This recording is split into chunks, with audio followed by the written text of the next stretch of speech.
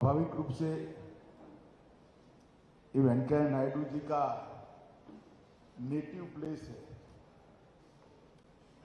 और इनके native place पर हर भारत के सार्वजनिक जीवन के व्यक्ति ने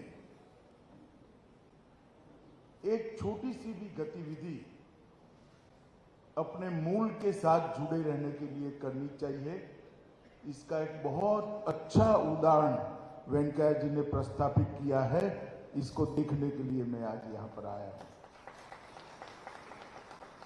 मैं ट्रस्ट के बारे में बाद में बात करूंगा, मगर वेंकैया जी की अनुमति के साथ पहले मैं वेंकैया जी के लिए बात करना चाहता हूं। वैसे तो वेंकैया जी आज भारत के उपराष्ट्रपति हैं और जैसा उनका नेचर है, डिसिप्लिन नेचर है, उन्होंने संविधान की भावनाओं का सम्मान करते हुए सारी राजनीतिक गतिविधियों से अपने को अलग अलग कर लिया है। मगर मैं तो भारतीय जनता पार्टी का कार्यकर्ता हूं और वेंकैया जी भारतीय जनता पार्टी के वरिष्ठतम नेताओं में से एक हैं। देश भर के भारतीय जनता पार्टी के प्रमुख नेताओं में से वेंकैया जी जब राजनीति में थे, उन्होंने भारतीय जनता पार्टी का नेतृत्व किया।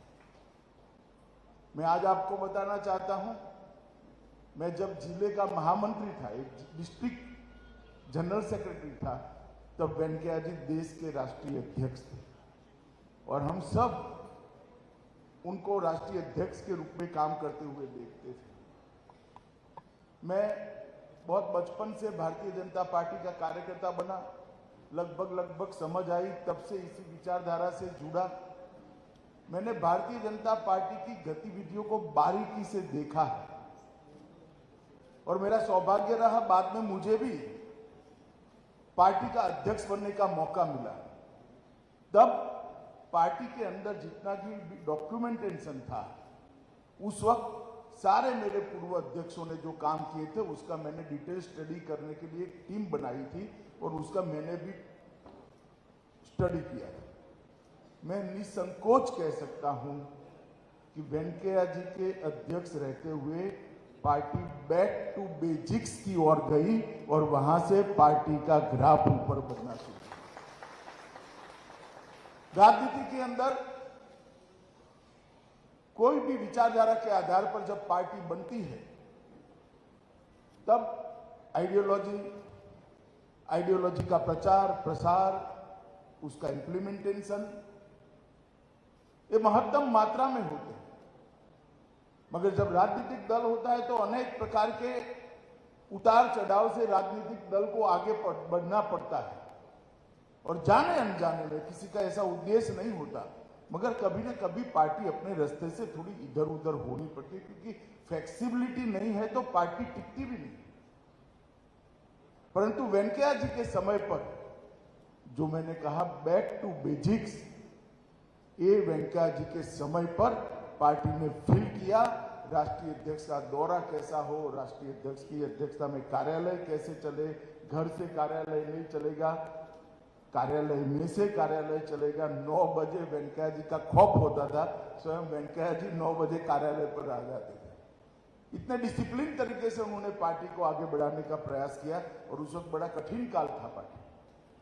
अटल जी जैसे लोकप्रिय और देश के सर्वश्रेष्ठ नेता के साथ अध्यक्ष के रूप में काम करना बहुत कठिन होता है, मगर उन्होंने पार्टी को पकड़ कर रखा, पार्टी को आगे बढ़ाया।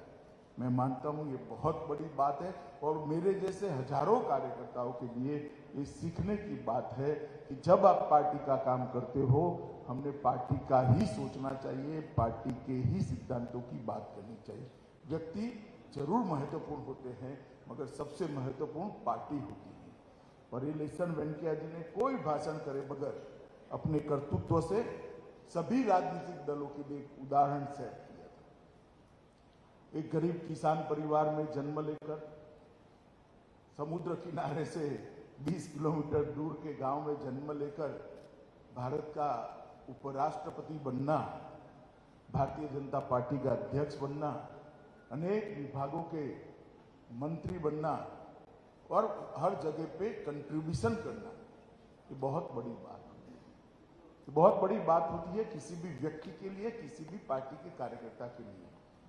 मगर वेंकैया जी के जीवन में उससे एक बड़ी बात है, ये पूरी यात्रा में जो जो उनको भूमिका मिली, वो भूमिका के हिसाब से डिसिप्लिन तरीके से एक सार्वजनिक जीवन के कार्यकर्ता के नाते उन्होंने अपना जीवन जिया है, एक डिसिप्लिन तरीके से। आज भी उपराष्ट्रपति है, इतने लंबे समय तक पार्टी के कार्यकर्ता रहे, कभी मैंने उनके मुंह से गलती से भी नहीं सुना है कि अपनी पार्टी। मैं कई बार मिलने जाता हूं संसदीय कामों के लिए, तो कहते हैं कि भाई बीजेपी पार्टी का स्टैंड क्या है, बताओ, स्मूथ चलाना है या नहीं चलाना। मुझे थोड़ा आश्चर्य होता है, मैं शायद उनकी जगह होता तो एक कमरे में ऐसा कभी न बोल पाता, मगर वेंकैया जी आराम से कहते हैं कि भाई बताओ बीजेपी पार्टी का स्टैंड क्या है। अब हम तो उनसे गाइडेंस लेने के लिए गए होते हैं, मगर वो टेक्निकली हमें बताते हैं कि बीजेपी पार्टी का स्टैंड क्या है। मैं इसलिए सार्वजनिक रूप से आज बताना चाहता हूं कि संविधान ने जो व्यवस्था बनाई है, उस व्यवस्था को डिसिप्लिन तरीके से मानना हमारे लोकतंत्र को टिकाने के लिए बहुत महत्वपूर्ण है, जो आज श्री एम वेंकैया नायडू जी हमारे सामने कर रहे हैं। बचपन के काल से ही वेंकैया जी विद्यार्थी परिषद में जुड़े, 73-74 में आंध्र विश्वविद्यालय के कॉलेज के छात्र संघ के अध्यक्ष भी बने, और जब देश भर के अंदर एक संकट का समय आया, लोकतंत्र पर संकट गहराया, तब जयप्रकाश जी के संपूर्ण क्रांति के आह्वान से अपने आप को छात्र आंदोलन के अंदर झोंक दिया, और इसी के कारण आपातकाल में उनको जेल में भी रहना पड़ा। जेल से बाहर आते ही जनता पार्टी के संयुक्त पार्टी बनी थी विपक्ष की, जनता पार्टी के युवा शाखा के अध्यक्ष बने, और 87 में पहली बार वो विधायक बनकर आंध्र की विधानसभा में गए। वहां पर भी विधायक के नाते उनके काम को, जो सफल विधायक बनना चाहते हैं, उन्होंने बारीकी से देखने जैसा है। विधानसभा के रूल्स, किस प्रकार के मुद्दे उठाना, गृह की गरिमा, सदन की गरिमा न टूटे, इस प्रकार से उठाना, मगर मुखर कर मुद्दे लोगों के टेबल पर रखना, और वरिष्ठ नेताओं के भाषणों का एक अभ्यास कर एक पार्लियामेंट्री लैंग्वेज कैसी होती है, वो वेंकैया जी के भाषणों को पढ़ने से तुरंत समझ में आता है। दूसरी बार भी 1980 में वो चुने गए और भारतीय जनता पार्टी के ग्रुप के नेता बने, और 1980 में ही वो आंध्र प्रदेश भारतीय जनता पार्टी के स्थापक अध्यक्ष बने, और आंध्र प्रदेश के अंदर वेंकैया जी के नेतृत्व में भारतीय जनता पार्टी आगे बढ़ी। 1993 में पार्टी ने उनको राष्ट्रीय स्तर पर काम के लिए चुना, महासचिव बने। महासचिव के नाते भी सतत भ्रमण और पार्टी के मुद्दों को लोगों के सामने रखने की कला, एक बहुत सारे कार्यकर्ताओं के, हम तो बहुत युवा कार्यकर्ता थे उस वक्त, तुरंत ध्यान में आता था। 98 में वो राज्यसभा के सांसद बने, और 4 बार राज्यसभा के सांसद के नाते उन्होंने राज्यसभा के अंदर बहुत सारी महत्वपूर्ण चर्चाओं में भाग लिया। जब अटल जी की सरकार में मंत्री बनने का मौका आया, तब उन्होंने स्वयं ग्रामीण विकास की मंत्रालय के लिए अटल जी से बात करी थी। ये भारत के गांव के प्रति वेंकैया जी का जो लगाव है, वो बताता है कि ग्रामीण भारत का विकास करने के लिए ग्रामीण विकास मंत्री बनकर किस प्रकार से वो कंट्रीब्यूट कर सकते हैं। और 11 से 14 तक आपदा प्रबंधन पर संसदीय फोरम के उपाध्यक्ष भी रहे हैं, और कई सारे डिपार्टमेंट उन्हें, पार्लियामेंट्री अफेयर्स हो, अर्बन डेवलपमेंट हो, ग्रामीण विकास हो, ये सारे डिपार्टमेंट उन्होंने बहुत अच्छे तरह से उन्होंने संभाले हैं। और आज भी जब भी मिलते हैं तब उनके अंदर किसानों के लिए छटपटाहट जो है वो छिप नहीं सकती, वो सरफेस पर आ जाती है। किसानों के लिए क्या करना चाहिए, सरकार क्या कर रही है, नीचे तक पहुंच रहा है या नहीं पहुंच रहा है, ग्रामीण विकास के लिए क्या वो कर रहा है, उसकी बहुत अच्छे तरीके से वो मीमांसा भी करते हैं और जानकारी से अपने आप को अपडेट भी करते हैं। वेंकैया जी उनके वन लाइनरों के लिए बहुत प्रसिद्ध है। मुझे आंध्र प्रदेश के कार्यकर्ता के उन्होंने पुराने जीवन का एक वन लाइनर कहा था जो उनके समकक्ष थे उस वक्त, कि वेंकैया जी जब 370 के लिए आंदोलन कर रहे थे उनकी युवा अवस्था में, तब प्रोफेसर ने कहा कि कश्मीर कभी देखा है, और अगर कश्मीर नहीं देखा है तो काहे को यहां आंदोलन कर रहे हो। वेंकैया जी ने फटाक से कहा था, आपकी एक आंख ने दूसरी आंख देखी है क्या? मगर ये आंख फोड़ देंगे तो इस आंख को दर्द होगा या नहीं होगा। ऐसा उस जमाने में युवा अवस्था में जवाब देना बहुत बड़ी बात है। और परमात्मा की कृपा देखिए, जिस युवा वेंकैया नायडू ने 370 के लिए आंदोलन करा था राज्यसभा में, 370 का बिल मैंने ही पायलट किया था, सबसे पहले राज्यसभा में ही रखा था, और जब राज्यसभा में मैं बिल रख कर गया तो श्री वेंकैया नायडू जी भारत के उपराष्ट्रपति और राज्यसभा के चेयरमैन। ईश्वर भी जो व्यक्ति की लगन होती है इसको कभी न कभी देखता है और ऐसे मौके भी ईश्वर देता है। और आज राज्यसभा के चेयरमैन के नाते वेंकैया जी और उपराष्ट्रपति के नाते वेंकैया जी एक आदर्श कस्टोडियन ऑफ कॉन्स्टिट्यूशन कैसा हो सकता है, कॉन्स्टिट्यूशन में जो उपराष्ट्रपति महोदय के लिए भूमिका बताई गई है इसका आदर्श निर्वहन कैसे हो सकता है, इसका एग्जाम्पल वेंकैया जी सेट कर रहे हैं। पूरा जीवन परिवारवाद के खिलाफ उन्होंने ढेर सारी शिरकतें कर भारत के लोकतंत्र को स्वस्थ रखने का प्रयास किया। मित्रों, आज मैं वेंकैया जी ने मुझे, दीपा जी ने एक बार संदेश किया, मैंने तुरंत हाँ इसलिए बोला था क्योंकि मैं नेल्लोर आना भी चाहता था और वेंकैया जी के बारे में 2 शब्द नेल्लोर के लोगों के सामने बात भी करना चाहता था। आज दीपा जी के साथ महामहिम उपराष्ट्रपति जी भी थे। पूरे परिसर का मैंने बहुत ध्यान से दौरा किया है, पूरे परिसर को देखा है। एक अपने नेटिव के अंदर इतने बड़े स्तर पर देश की व्यवस्था में कंट्रीब्यूट करने वाला व्यक्ति अपने नेटिव के लिए एक छोटी सी गतिविधि से बढ़कर वटवृक्ष बनाकर किस प्रकार से अपनी मातृभूमि की, अपने गांव की सेवा कर सकता है, इससे बड़ा कोई उदाहरण नहीं हो सकता है। जब ये 20 साल पहले शुरू किया होगा तब कल्पना भी नहीं होगी कि जुड़ते इतना सारा जुड़ जाएगा। कोई एक्टिविटी बाकी नहीं। मैं बारीकी से देख रहा था, ये है, समय कम है, ऊपर नहीं जाएंगे, मगर कोई भी गतिविधि बाकी नहीं। और सभी गतिविधि के केंद्र में किसान हैं, युवा हैं, महिलाएं हैं और विद्यार्थी, जिनको सबसे ज्यादा जरूरत है। वो सभी तबकों को दीपा जी ने बड़े खंत से ट्रस्ट की गतिविधियों के साथ जोड़ा है। और सबसे बड़ी बात है, भारत के सार्वजनिक जीवन में जो लोग ट्रस्ट चलाते हैं उनके लिए 1 पैसा भी सरकारी ग्रांट वेंकैया जी ने अपने ट्रस्ट के लिए नहीं दिया। इतने बड़े पद पर रहने के बाद कई सरकारी अधिकारी होंगे अलग अलग प्रकार की, और स्किल डेवलपमेंट से लेकर काफी योजनाएं तो ऐसी जो सरकार की ही योजना है। सरकार को तो चाहिए इस प्रकार के ट्रस्ट की जो आगे बढ़ाए, मगर मैंने अस्पताल देखा उसमें भी सरकार नहीं है, कोई प्राइवेट ट्रस्ट इसको मैनेज कराए। इंस्ट्रूमेंट सारे दीपा जी के ट्रस्ट ने, स्वर्ण भारत ट्रस्ट ने दिए हैं। और स्किल डेवलपमेंट की गतिविधि भी प्राइवेट पार्टियों को साथ में जोड़कर चलाई।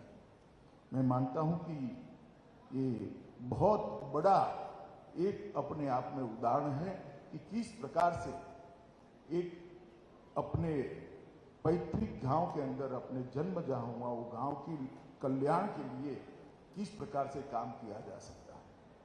और मित्रों, एक बात मैं यहाँ आकर बहुत अच्छे से कनेक्ट कर पाया।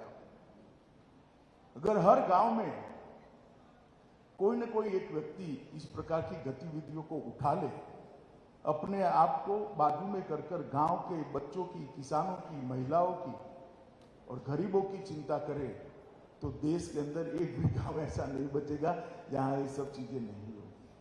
परंतु हम सब कर नहीं सकते, वेंकैया जी कर रहे हैं। और मेरे जैसे व्यक्ति के लिए आज एक बहुत बड़ा लेसन है कि अपने नेटिव के साथ, अपनी जड़ों के साथ कैसे जुड़ा रहा जा सकता है। इसका एक आइडियल एग्जाम्पल इस स्वर्ण भारत ट्रस्ट है। और मैं वेंकैया नायडू जी को ये ट्रस्ट के प्रेरणा स्वरूप, प्रेरणा मूर्ति के रूप में बहुत बहुत बधाई देना चाहता हूँ कि इन्होंने नेल्लोर के युवाओं के, किसानों के, बच्चों के और गरीबों के कल्याण के लिए इतना बड़ा गतिविधि का केंद्र बनाया है और स्वयं इतने इन्वॉल्व है कि हर चीज उनको मालूम है। और दीपा जी ने भी और ट्रस्ट के अध्यक्ष जी ने भी उसको बहुत आगे बढ़कर बढ़ाया है। मित्रों, आज जब मैं यहाँ आया हूँ तब कोई राजनीतिक बात नहीं करनी है, मगर एक ऐसा प्रयास है भारत सरकार का जिसको मैं आपके साथ साझा करता हूँ। मैं लगभग 1981 से सार्वजनिक जीवन में हूँ, कई साल हो गए, और पद्म पुरस्कारों को मैंने पहले भी देखा है, आज भी देखा है, और अब मैं गृह मंत्री हूं तो पद्म पुरस्कार की प्रक्रिया को भी ध्यान से देखता हूं। और मेरा स्वभाव है स्टडी करने का, पुरानी प्रक्रिया का रिकॉर्ड मंगा कर भी मैंने देखा। ज्यादातर जो दल सत्ता में होते हैं उनके प्रभाव क्षेत्र के लोगों को पद्म पुरस्कार मिलते हैं। मुख्यमंत्री का रिकमेंडेशन हो, एमपी का हो, मिनिस्टर का हो, और सिफारिश के बगैर पद्म पुरस्कार की कल्पना ही नहीं थी। पद्मश्री, पद्म भूषण, पद्म विभूषण, भारत रत्न सिफारिश के बगैर कभी मिल नहीं सकता। किसी न किसी की सिफारिश की जरूरत है। मगर मोदी जी ने ऑनलाइन एप्लीकेशन कर मेरिट्स पर, जिन्होंने जमीन पर काम किया है, जमीन पर भारत को आगे बढ़ाने के लिए, समाज को सुधारने के लिए, समाज को सुदृढ़ करने के लिए और समाज की दिक्कतों को कम करने के लिए काम किया है, उसको पद्म पुरस्कार मिलना शुरू हुआ है। और मैं 3 साल से इस प्रक्रिया के साथ जुड़ा हूं एज अ गृह मंत्री। मैं आपको बताता हूं, दूर सुदूर कर्नाटक के किसी कोने में कोई महिला अपने परिश्रम से अकेली 35,000 से ज्यादा वृक्षों का बुआई भी करती है और उसको बढ़ा भी करती है, पर पैर में चंपल नहीं है, पैर में चंपल नहीं है। मगर उसको किसी की सिफारिश की जरूरत नहीं, गड़बड़ अक्षरों में कन्नड़ में लिखा हुआ स्वयं का परिचय पत्र वो भेजती है और आज पद्मश्री से सम्मानित होकर देश की करोड़ों गरीब महिलाओं को।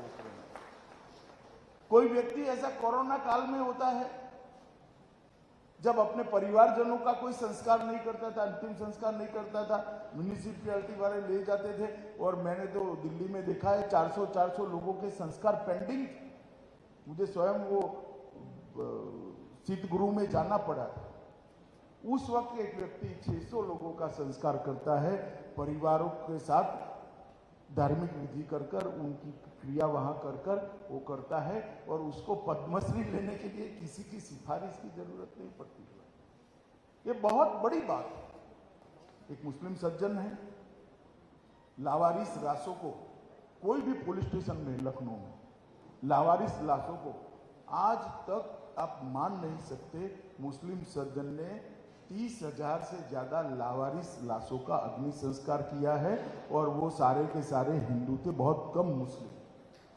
अब ऐसे व्यक्ति को पद्मश्री मिलता देखकर साफ अर्थ में मैं भावुक हूं कि मोदी जी ने इस प्रक्रिया को कितनी ट्रांसपेरेंट कर दिया, पारदर्शी किया और उसका लोकतांत्रिकरण किया, डेमोक्रेटिक बना। किसी की सिफारिश मेरिट्स में ही निर्णय होता है, और कंट्रीब्यूटर जो है जब उसको एक्नोलेजमेंट होता है, उसको पुरस्कार मिलता है, तो समाज के लिए वो प्रेरणा का स्थान होता है। चाणक्य ने शासन के 2 अति महत्वपूर्ण गुण बताए, अच्छा करने वालों को पुरस्कार और बुरा करने वाले को दंड, ये दोनों राजा ने तत्परता के साथ देना चाहिए। और मैं मानता हूं मोदी जी ने पद्म पुरस्कारों के माध्यम से इसको जमीन पर उतारा है। आज एक छोटी सी बात, क्योंकि मैं इस प्रकार की गतिविधि के सेंटर पे आया हूं जो निस्वार्थ रूप से चल रही है, तो आपके ध्यान पर रखनी थी। आज मैं यहाँ पर स्वर्ण भारत ट्रस्ट के प्रेरणा स्रोत श्रीमान वेंकैया नायडू जी को बहुत बहुत मन से प्रणाम कर साधुवाद देना चाहता हूँ कि आपने आपके गांव के साथ, आपके नेटिव के साथ और आपके प्रदेश के साथ जुटने का जो जज्बा बताया है, और आज भी भारत के उपराष्ट्रपति बनने के बाद भी वो जज्बा जस का तस है, वो बहुत बहुत अनुकरणीय है। ट्रस्ट के अध्यक्ष जी श्रीनिवास जी और बहन दीपा को भी मैं बहुत बहुत शुभकामनाएं देता हूं कि जिस प्रकार की गतिविधि आप यहाँ पर कर रहे हो, ये बहुत सारे लोगों के लिए प्रेरणा का कारण बनेगी। आज मुझे आकर बहुत सीखने को भी मिला है और बहुत संतोष और आनंद की भी अनुभूति हुई है। उसको व्यक्त कर मेरी बात को मैं समाप्त करता हूँ। वंदे मातरम।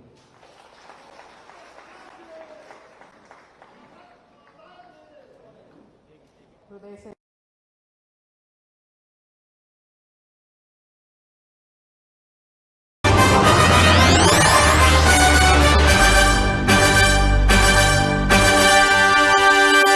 నమస్తే, వెల్కమ్ టు అమ్మా న్యూస్. నేను యశ్వంత్. ముందుగా హెడ్లైన్ చూద్దాం. పోడు భూముల సమస్యల పరిష్కారమే టార్గెట్. ఆదిలాబాద్ జిల్లా యంత్రాంగం కసరత్తు. కేంద్ర ప్రభుత్వమే ధాన్యం కొనుగోలు చేయాలి. ధర్నాలో ఎమ్మెల్యే జోగు రామన్న డిమాండ్.